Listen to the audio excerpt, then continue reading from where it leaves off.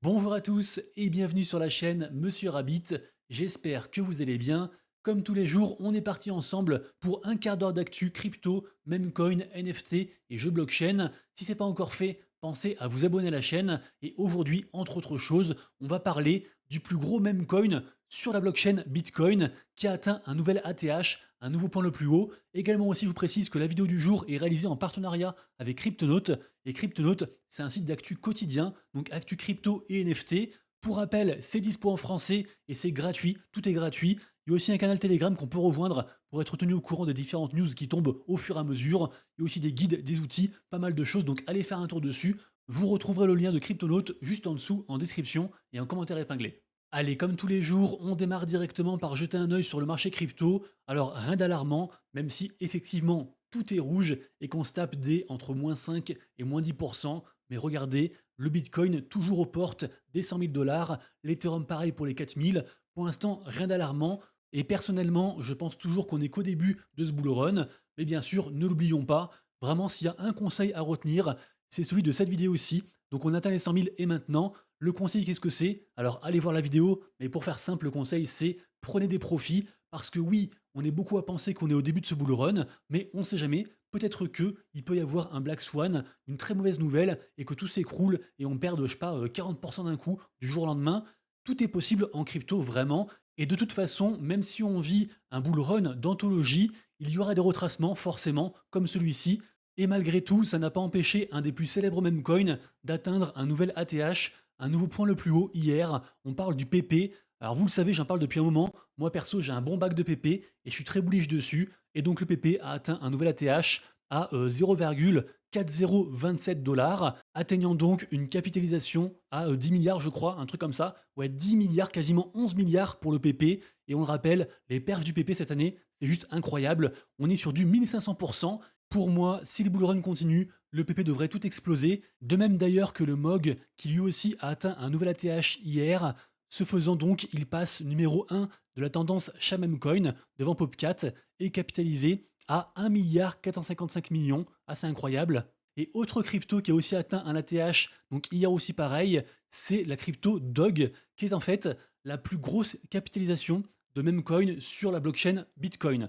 Je le répète, en fait sur Bitcoin, vous avez des surcouches. Une des surcouches s'appelle Ordinal. On en parlait beaucoup grâce au NFT Ordinal, qu'on appelle vulgairement les NFT Bitcoin. D'ailleurs, ce marché se porte très bien aujourd'hui, et même sur la semaine, on est sur des belles perfs, donc franchement, ça fait du bien.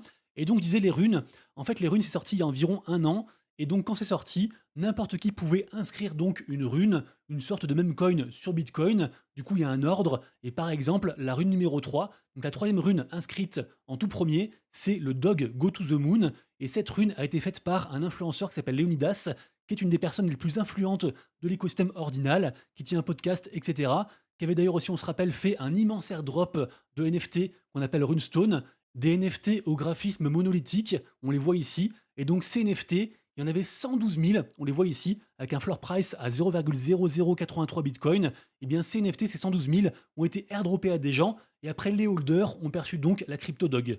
Et le Dog, je le disais, a atteint un nouveau point le plus haut hier, et vraiment ce Dog, c'est la crypto du monde ordinal, c'est vraiment la meilleure, c'est la plus capitalisée en tout cas, elle est capitalisée à quasiment 900 millions, et par contre, à titre de comparaison, si on compare par rapport aux autres memecoins sur les blockchains Ethereum et Solana, eh bien, un peu moins de 900 millions, ça correspond plus ou moins au market cap du memecoin qui s'appelle Cat in a Dog's World, qui est donc la 129e crypto la plus capitalisée. Et vraiment, si on compare donc aux cryptos principales d'Ethereum et de Solana, à savoir donc pour Ethereum c'est le Dodge et pour Solana c'est le Dog with Hat, on est vraiment très très loin.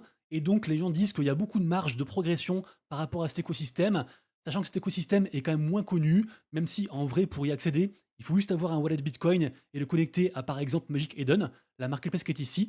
Et justement, en parlant de Magic Eden, je vous le rappelle, demain on aura le fameux airdrop de la crypto ME, tant attendu, ça fait des mois et des mois qu'on en parle.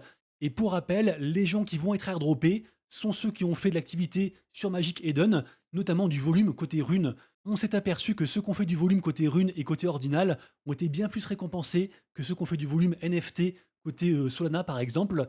Et en toute logique, on se dit donc qu'un nouvel apport de liquidité auprès de ceux qui aiment les runes et les NFT ordinales devrait donc bénéficier à l'écosystème.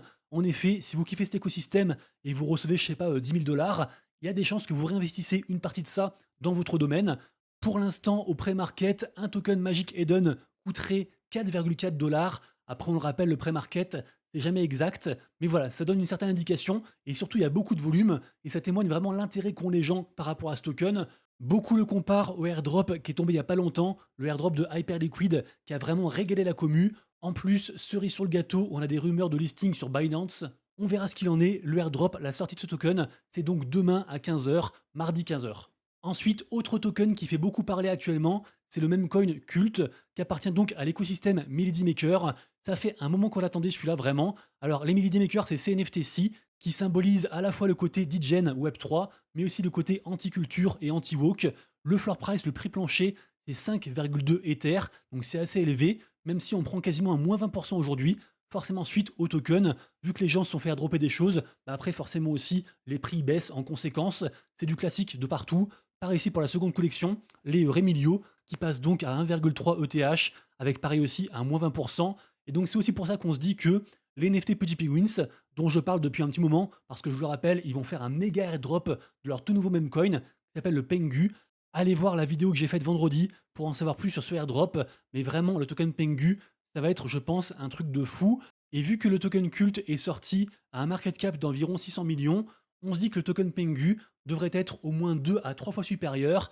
Et donc, ça fera beaucoup d'argent pour les holders des différents NFT. On parle de presque quasiment 100 000 balles par NFT Petit Pigwins. Et donc, c'est pour ça, vous le voyez, que les NFT ont encore pris 6% aujourd'hui et ont donc un floor price à 22,2 ETH, quasiment 90 000 $ pour un NFT pingouin. Quand on sait que ça fait quasiment un an et demi que j'en parle régulièrement, et je vois du coup que ça se concrétise aujourd'hui, donc vraiment je suis très content. Et on le voit, ils ont flippé, ils ont dépassé le prix des NFT Bored Ape, les singes NFT. Sur le mois, on est à plus 156% pour cette collection-ci. Par contre, je me répète, attention au dump post-airdrop, évidemment. En tout cas, le marché NFT aujourd'hui, lui, est plutôt neutre. Et dans l'ensemble, sur les dernières semaines, le marché reprend vraiment des couleurs. Et quand on voit que on a le retour des ventes des NFT cailloux qui ne servent à rien à quasiment 1 million de dollars, 235 Ether pour ce caillou. On se dit que les NFT sont de retour. Après, bien sûr, ça peut être du blanchiment d'argent, ça peut être de la manipulation. N'empêche que ça crée du volume et ça crée de l'attention sur ce marché NFT. Et d'ailleurs, si ce marché vous intéresse, je vous le rappelle, tous les matins sur mon compte Twitter, je sors un récap de ce qui se passe dans la journée, les prochaines collections qui vont arriver, les gagnants, les perdants, ceux qui font du volume. Donc voilà, n'hésitez pas à me suivre pour avoir toutes ces infos donc dès qu'elles sortent. Ensuite, ça fait plaisir puisque ce week-end, on a la crypto Wellsui qui nous a fait un plus 250%. Donc peut-être que le projet va revenir. Je vous le rappelle, ce projet, c'est un projet qui lie l'intelligence artificielle, la santé, le sport, le bien-être, et puis bien sûr aussi les NFT. Et pour rappel, ce projet, j'en ai parlé beaucoup il y a environ un an et demi, et j'en ai reparlé il y a environ 3 semaines, je crois, parce que c'est une de mes plus grosses erreurs. Pour rappel, je suis un très gros holder de ce projet. J'ai investi 10 000 $ il y a quasiment 2 ans, et en gros, je suis monté à 100 000, et je n'ai strictement rien vendu, si ce n'est un peu de crypto que me procurent mes NFT. Mais du coup, voilà, je suis monté à 100 000, et au final, j'ai refait encore un divisé par quasiment 10. Bref, prenez du profit, vraiment c'est important. En tout cas, voilà, peut-être que le projet Wellsui commence à revenir, ça fait du bien. Ensuite, autre news qui concerne le projet Memland, le projet qui d'ailleurs a inspiré Yoga Pets. Donc le projet Memland, ils vont faire un truc de fou. Alors j'en parle régulièrement, vous le savez, ils ont une crypto, la crypto Mem, ils ont des NFT qui libèrent un peu de crypto tous les jours, ils font plein de choses, dont une plateforme de launch pool pour les mêmes coins qui s'appelle Stakeland, et ils vont aussi refaire l'art de leurs NFT principaux. Bref, Memland, moi j'y crois beaucoup. On a quand même Nangag qui est derrière, qui est un très gros studio de meme mondialement connu. Et donc Memland a annoncé donc aujourd'hui qu'ils vont acheter une boîte publique pour faire comme MicroStrategy, qui achète régulièrement du Bitcoin et qui voit son action exploser, sauf que eux vont le faire avec des mêmes coins. Donc voilà, du coup c'est assez incroyable je trouve, affaire à suivre, mais vraiment moi je suis un grand fan de Memland. Rapidement ensuite, autre collection NFT à surveiller d'ici demain, c'est les NFT de chez Adidas, puisque je le rappelle, Adidas est un peu un des survivants. Dernièrement, on a appris que Nike arrêtait ses NFT, les NFT Artefact et Clonix. J'en ai longuement parlé semaine dernière. Également aussi Lacoste a arrêté. Eh bien Adidas, ils sont encore là. Et demain, en fait, on aura le reveal ultime. Donc on saura à quoi ressemblent ces NFT de manière définitive. Pour l'instant, ils sont à quasiment 0,1 ETH. Ils ont pris un plus 16% sur la semaine. Et j'ai envie d'y croire parce que Adidas, ils sont toujours là. Ils lâchent pas l'affaire, donc force à eux. Ensuite, autre info, faites vraiment attention à vous, et encore plus en cette période de bull run, où du coup les arnaqueurs se multiplient, puisqu'en effet, quasiment tous les jours, on a des gens qui se font voler du coup leur crypto et leur NFT. Ici, on a un artiste de 85 ans qui a accepté en gros un rendez-vous sur LinkedIn, et au final c'était un lien vérolé, et il s'est fait voler donc son argent, 135 000 dollars en assets, et ça c'est quasiment tous les jours. Par contre, chose positive, suite à cette arnaque et au dépôt de plainte donc de la victime, la police de Brooklyn a réussi à remonter la filière et a carrément démantelé le réseau. Et en fait, ils ont fait fermer plus de 40 sites d'arnaque NFT. Donc vraiment, quand je vous dis que c'est tous les jours, il y a des milliers de sites qui traînent à droite à gauche, qui sont faits exprès juste pour nous prendre notre argent. Donc vigilance, vigilance, vigilance. Entourez-vous des bonnes pratiques. Et pour rappel, j'ai fait une vidéo il y a environ un an qui est toujours d'actualité et qui vous enseigne 3 choses gratuites à mettre en place pour éviter de se faire voler ses cryptos et ses NFT. Ensuite, côté crypto gaming, eh bien c'est évidemment rouge aussi, hein, comme le reste du marché. Par contre, très bonne nouvelle côté IMX, puisque en effet, vous le savez, il y a une espèce de campagne de airdrop qui se joue un peu tous les jours. Donc déjà, on peut récolter des gemmes tous les jours. Et en plus, si on fait des quêtes qui sont liées à différents jeux sur l'écosystème IMX, on les voit ici, eh bien on gagne encore plus de gemmes. Et ça y est, enfin, on sait à quoi vont servir les gemmes. Enfin, on sait à quoi. On sait à peu près. En effet, on pourra les échanger donc l'an prochain contre des récompenses exclusives tous les week-ends. Ça va se remettre à jour. Donc j'imagine des avantages in-game sur différents jeux, peut-être aussi du token IMX, mais ce qu'il faut retenir, c'est que ces récompenses seront entre guillemets perpétuelles et vont à chaque fois en fait se remettre à jour. Et ça, je trouve ça assez intéressant pour incentiver les gens à rester sur l'écosystème et pas juste à percevoir un airdrop et après à partir. Je vous le rappelle, tout ça en fait c'est gratuit, ouvert à tout le monde. Il faut juste créer un passeport IMX et ça se fait avec une simple adresse mail. Donc voilà, du coup faites-le, je pense pas mal. Et d'ailleurs, il nous rappelle qu'on peut gagner actuellement 240 gemmes sur le jeu Raven Quest. Raven Quest, franchement, c'est un jeu super intéressant. Je vous mets quelques images actuellement à l'écran. C'est un MMORPG un peu à l'ancienne, en mode Zelda, pour ceux qui se rappellent. Et donc, ce projet, en fait, a minté ses landes récemment. Je crois que c'était hier ou avant-hier. Ça s'est sold out, ça a bien marché. Ils ont également fait un event en live Twitch qui a réuni des milliers de personnes. Donc vraiment, il y a une vraie hype sur ce projet Raven Quest. Et donc, comme je disais, on peut tester gratuitement. Et en plus, comme je le disais, on peut donc gagner ces fameuses gemmes IMX 240. Ensuite, on parle d'un projet qui marchait très très bien. On me demande régulièrement des nouvelles de ce projet. Ce projet, c'est Pixels. Pixels, je vous le rappelle, c'est un projet sur Ronin, une blockchain dédiée au gaming.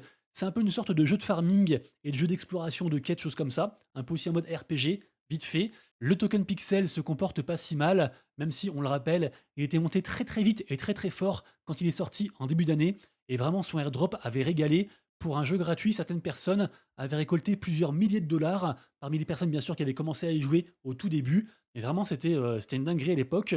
Ils ont aussi des NFT qui permettaient d'ailleurs d'avoir plus de airdrop. Ils sont actuellement à 0,67 Ether.